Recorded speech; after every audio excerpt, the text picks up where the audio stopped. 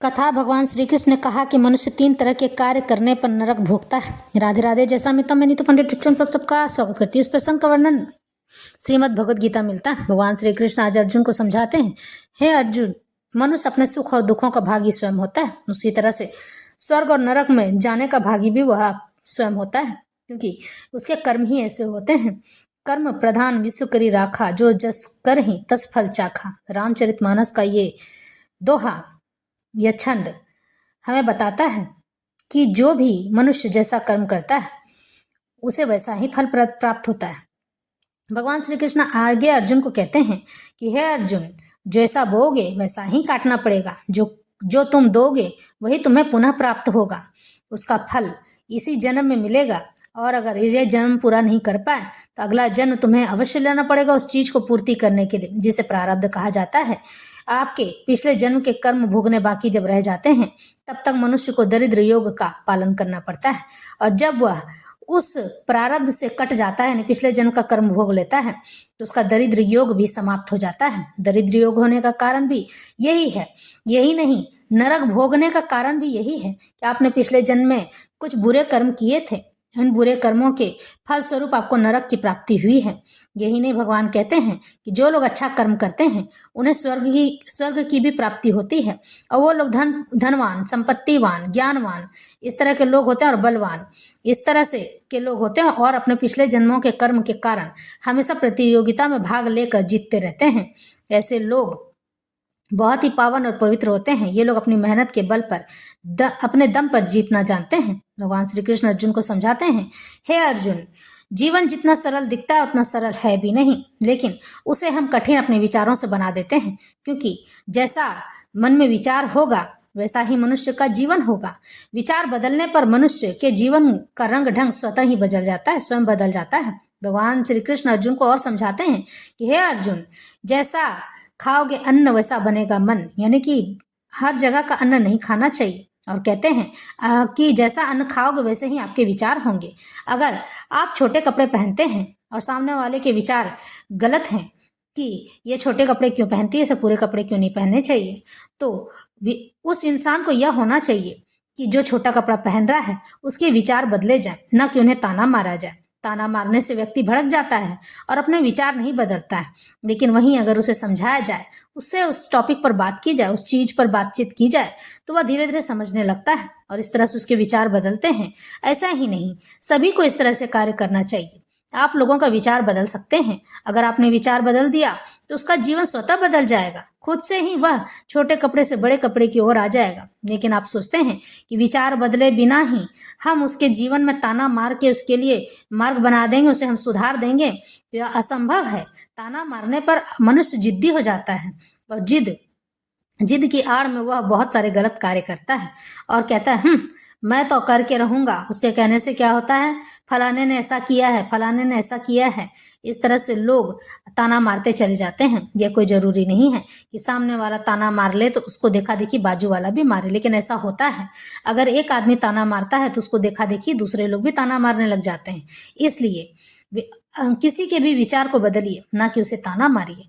और कहते हैं ना कि घर से ही मान सम्मान की प्राप्ति होती है। अगर आपको घर में ही मान सम्मान ना मिले तो बाहर वाले क्या आपको खाक मान सम्मान देंगे? बाहर वाले कभी आपको मान सम्मान नहीं दे सकते हैं। घर में अगर कदर नहीं होगी तो बाहर वाले भी कदर नहीं करेंगे। इस तरह से भगवान आज समझाते हैं कि जीवन में इसीलिए नर्क और स्वर्ग का भोगी मनुष्य स्वयं होता है, उसी तरह से स्वर्ग सुख और दुखों का भोगी भी वो स्वयं होता है। लेकिन जो लोग मेरी शरण में आ जाते हैं तो नरक भोगने से बच जाते हैं, क्योंकि मैं उनके पाप कम कर सकूं न कर सकूं, लेकिन उसे नष्ट तो नहीं करता हूं, लेकिन उसके शरीर में ही रह जाता है वह पाप, और उस पाप का भागी वह कम से कम होता है, क्योंकि उसके पास पुण्य की मात्रा इतनी हो जाती है कि पाप उसके सामने टिक नहीं पाता है।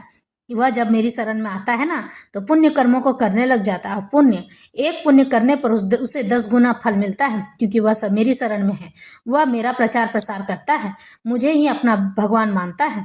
भगवान श्री कृष्ण समझाते हैं कि हे अर्जुन, मेरी शरण में आने पर मैं उसका कभी भी विनाश नहीं होने देता हूँ, उसे उच्च पद पर बिठाए रखता हूँ और हमेशा कहता रहता हूँ कि तुम हमेशा मेरी शरण में रहना, मुझसे दूर न जाना। अगर तुम मुझसे दूर गए तो तुम्हारी दुर्गति निश्चित है, क्योंकि तुम यहाँ से जाने के बाद दुर्व्यसन में पड़ जाओगे और यही दुर्व्यसन तुम्हें ले डूबेगा और इस तरह से मनोकामना पूर्ति के लिए गलत कार्य करोगे। यही नहीं, काम की इच्छाओं के लिए वासना से भरे हुए मन को लेकर किसी के पास भी पहुंच जाओगे जो बार बार तरह तरह की स्त्रियों को बदल बदल कर सोते हैं या उनसे अपनी काम इच्छाएं पूरा करते हैं। उन्हें गुप्त बीमारियों की आशंका सबसे ज्यादा होती है। इस तरह से भगवान ये बात बार बार समझा रहे हैं कि मैं इस संसार में रहने और जीने के लिए हर बार प्रयास करता हूँ कि तुम्हें अच्छे से समझा सकूं, लेकिन लोग न समझना चाहें तो उसमें मेरी क्या गलती है। जो लोग मेरी शरण में आते हैं मैं भी उनके पास चला जाता हूँ। त्रिविधम नरकस्येदं द्वारम नासन मात्मनः कामः क्रोधस्तथा लोभस्तस्मादे तत्रयम् त्यजेत। इस नरक के 3 द्वार माने गए हैं, काम, क्रोध और लोभ। प्रत्येक बुद्धिमान व्यक्ति को चाहिए कि इन्हें त्याग दे, क्योंकि इनसे आत्मा का पतन होता है। आसुरीम योनि मापन्ना मूढ़ा जन्मनि माम प्राप्यैव कौन्तेय ततो यान्ते मध्यमाम गतिम। हे कुंती पुत्र, ऐसे व्यक्ति आसुरी योनि में बारंबार जन्म ग्रहण करते हुए कभी भी मुझ तक पहुंच नहीं पाते हैं। वे धीरे धीरे अत्यंत अधम गति को प्राप्त होते हैं। इस तरह से और समझाते हैं श्री कृष्ण भगवान और आगे कहते हैं, तानहम द्विसतः क्रूरांसम संसारेषु नराधमान क्षिपाम्य जस्त्र मसुभाना सुरीस्वेद योनिसु। जो लोग ईर्ष्यालु तथा क्रूर हैं और नराधम हैं, उन्हें मैं निरंतर विभिन्न आसुरी योनियों में भव सागर में डालता चला जाता हूँ। इस तरह से भगवान समझाते हैं, अहंकारम बलम दर्पम कामम क्रोधम च संश्रिता मामात्म पर देहेषु प्रद्विषंतो अभ्यसुकया सुयका। मिथ्या अहंकार, बल, दर्प, काम तथा क्रोध से मोहित होकर आसुरी व्यक्ति अपने शरीर में तथा अन्यों के शरीर में स्थित भगवान से ईर्ष्या और वास्तविक धर्म की निंदा करने लगते हैं।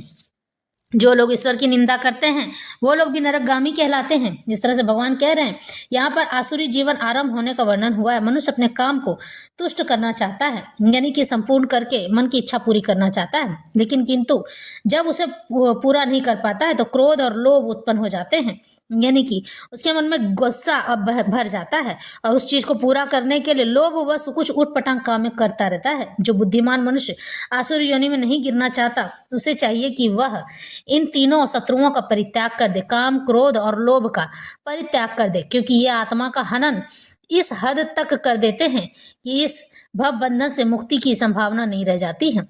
तैर्वीर मुक्त कौन्तेय तमो द्वारे स्त्री भीर नर आचर्त्यात्मनः श्रेयस्ततो याति पराम गति। हे कुंतीपुत्र, जो व्यक्ति इन तीनों नरक द्वारों से बच पाता है वह आत्म साक्षात्कार के लिए कल्याणकारी कार्य करता है और इस प्रकार क्रमशः परम गति को प्राप्त होता है। मनुष्य को मानव जीवन के 3 शत्रुओं काम, क्रोध तथा लोभ से अत्यंत सावधान रहना चाहिए। जो व्यक्ति जितना ही इस तीनों से मुक्त होगा उतना ही उसका जीवन शुद्ध होगा। तब इस वैदिक साहित्य में आदिष्ट विधि विधानों का पालन कर सकता है, वह जीवन में आगे बढ़ सकता है। इस प्रकार मानव जीवन के विधि विधानों का पालन करते हुए अपने आप को धीरे धीरे आत्म साक्षात्कार यानी कि अपने आप को जानने के लिए पद पर प्रतिष्ठित कर सकता है। यदि वह इतना भाग्यशाली हुआ कि इस अभ्यास से कृष्ण भक्ति के पद पर तक उठ सके, उसकी सफलता निश्चित है। वैदिक साहित्य में कर्म तथा कर्मफल की विधियां का आदेश है। भगवान श्री कृष्ण समझाते हैं कि जो लोग मुझ में आसक्त होते हैं और अपने आप को मुझे समर्पित कर देते हैं, कृष्ण भक्ति करते हैं, उन्हें इस काम इच्छा से, काम, क्रोध और मोह से, लोभ से उठा जा सकता है। वह इससे ऊपर उठकर मेरे लिए कार्य करने लग जाता है। यही नहीं, वह दिव्य से दिव्यतम हो जाता है और सबके नजरों में श्रेष्ठ हो जाता है। उसकी कहीं भी हार नहीं होती है। काम, क्रोध और लोभ यह तीनों से ऊपर उठने वाला व्यक्ति कभी किसी को बुरी नजर से नहीं देखता है, कभी किसी के लिए बुरा बात नहीं कहता है और वह निर्मल और कोमल हो जाता है, मन उसका उदार हो जाता है। ऐसा व्यक्ति जीवन में हर जगह सफलता प्राप्त करता है, क्योंकि धैर्य उसके आसपास घूमती रहती है और धैर्यवान व्यक्ति हर चीज को पाने की क्षमता रखता है, क्योंकि उसके अंदर जब धैर्य धारण हो जाता है ना, तो किसी के लिए हमेशा तत्पर नहीं रहता है कि यह काम हो ही जाए और मैं इसे करके ही रहूंगा। वो एक जिद और जुनून बन जाती है और उसके पीछे वह लग जाता है कार्य करने के लिए। लेकिन उसके मन में कभी भी अहंकार जन्म नहीं लेता है, क्योंकि धैर्य का अर्थ है अहंकार को समाप्त करना, और अहंकार जब मनुष्य का समाप्त होता है तो वह ऊपर उठता है।